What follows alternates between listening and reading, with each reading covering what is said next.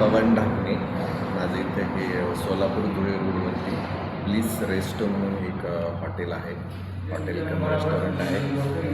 Pure veg आणि non veg दोन्ही वेगवेगळे 2 सेक्शन आहेत किचनचे. नॉनव्हेजसाठी वेगळं सेक्शन आहे आणि व्हेजसाठी वेगळं सेक्शन आहे. व्हेजमध्ये तुम्हाला पूर्ण ऑथेंटिक जेवण आहे आणि नॉनव्हेजमध्ये पण व्हेजमध्ये काय काय भेटतं सर आपल्याला? व्हेजमध्ये फुल मेनू आहे. म्हणजे तुम्हाला पनीरच्या एक 10-12 डिशेस, काजूच्या पण, आणि आमच्याकडे मशरूम पण एक्सपोर्ट क्वालिटीचं मशरूम आहे. त्याच्यानंतर चायनीजमध्ये सुद्धा सगळे आयटम आहेत. फूडमध्ये जवळपास फिंगर चिप्स वगैरे हे सुद्धा टोटल एक्सपोर्ट क्वालिटी मिळते आमच्याकडे. आणि नॉनव्हेजमध्ये? नॉनव्हेजमध्ये तुम्हाला हे चिकन रान, मटन रान वगैरे, पण त्यापेक्षा बेस्ट आमच्याकडे तंदुरी चिकन आहे, तंदुरी मटन आहे. आणि तुम्ही जरी आणून दिलं तरी मेकिंग आहे आमची, ती पण फॅसिलिटी आहे. कारण बऱ्याच जणांना विश्वास येत नाही की चिकन फ्रेश आहे की नाही. अच्छा. पण ते पण आहे. आणि माझं नॉनव्हेजवाल्यांसाठी एक आहे की मी फर्स्ट हॉटेलवाला आहे. माझ्याकडे हलाल सर्टिफिकेट आहे.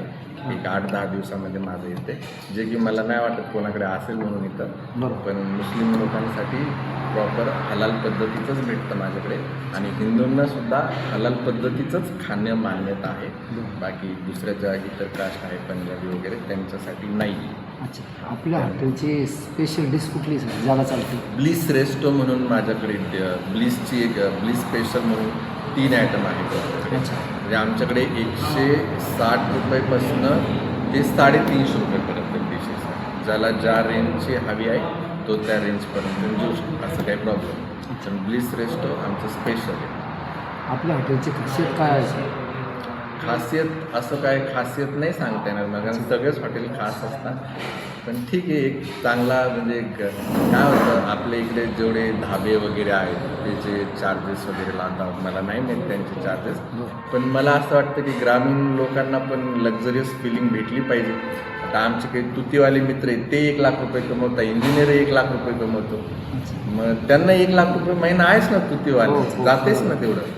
मग आता हे 1 लाख देत आहे, हेही खर्च करताय, मग यांना भेटलं पाहिजे ना. ग्रामीण भागात काय माणसं राहत नाहीत का? आहेत ना ग्रामीण भागात. त्या सगळ्या फॅसिलिटी फक्त सिटीमध्ये तुम्हाला जायची गरज नाही, तर ब्लिसला तुम्हाला सगळं भेटून जातं. सगळी सर्व्हिस वगैरे सगळं मेंटेन, ड्रेस कोडवरती स्टाफ प्रॉपर. आमच्याकडे शेफ आहे. या लाईनला कोणाकडे शेफ नाही आहे, तर आमच्याकडे शेफ आहे. कुटुंबासह येणाऱ्या ग्राहकांसाठी कोणती सुविधा आहे? फॅमिलीसाठी माझ्याकडे वेगळं सेक्शन आहे, आणि जेंट्ससाठी आपण जो बसलो ते सेक्शन. 2 सेक्शन आहेत हॉटेलला, आणि बाहेर गार्डन पण आहे, आणि पाठीमागे बर्थडे पार्टीसाठी पण आहे. भविष्यात हॉटेलचा विस्तार करण्याचा विचार आहे? चालूच आहे तसं काम. टोटली माझे 4 एकर जागा आहे, आणि पूर्ण 4 एकरमध्ये हॉटेल आहे. नवीन उद्योजकासाठी तुम्ही काय सल्ला द्याल सर? नवीन उद्योजक काय, तर नवीन उद्योजक आले, अनुभव तर घ्यायला पाहिजे त्यांनी. अनुभव आल्याशिवाय आपण सल्ला देणे, अनुभवच शिकवतो शेवटी. अच्छा. हॉल वगैरे सर आपल्याकडे बड्डेसाठी वगैरे? हां, बड्डेसाठी आहे. तो हॉल आम्ही खाली करून देतो. रेट वगैरे काय त्याची? रेट तुम्हाला डिश वाईज पाहिजे, डिश वाईज भेटेल. तुम्ही जसं म्हणत तसं मॉडिफिकेशन करून देतो, असं काही विषय नाही. हॉलचा काय रेट वगैरे वेगळा लागतो? नाही, सगळं फ्री. एखादा मजेशीर किंवा अविस्मरणीय ग्राहकांचा अनुभव सर? म्हणजे एकदा आमच्याकडे एक छत्तीसगडवरनं कस्टमर आला होता.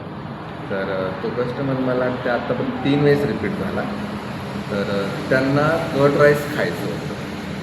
कर्ड राईस तिकडची त्यांची फेमस डिश आहे. तर त्यांचे 2 मुलं होते सोबत, तर त्यांना कुठेच कर्ड राईस नाही भेटलं. म्हणजे पूर्ण रोडने ते आमच्या हॉटेलला ते पुढे गेले, पुढून नंतर परत वापस आले. त्यांनी विचारलं कर्ड राईस पाहिजे. आमच्या शेफच्या लक्षात आलं की बाहेरचं कस्टमर, आणि आमच्या शेफने त्यांना अटेंड केलं. तर ते म्हटले आमच्या घरी जसं जेवण आहे तसंच इथं भेटलं. त्यापासून ते कस्टमर माझ्याकडे दर 15 दिवसातून तरी एकदा रिपीट करतात. ग्राहकांसाठी काय आव्हान ग्राहकांना?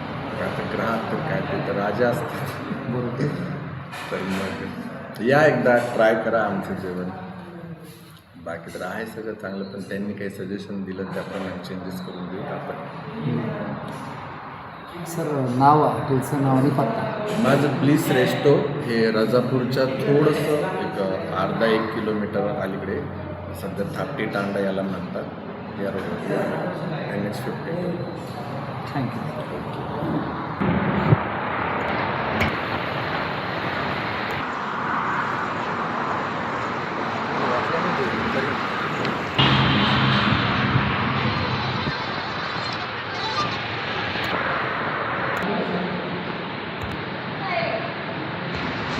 कुठे गव्हर्नमेंट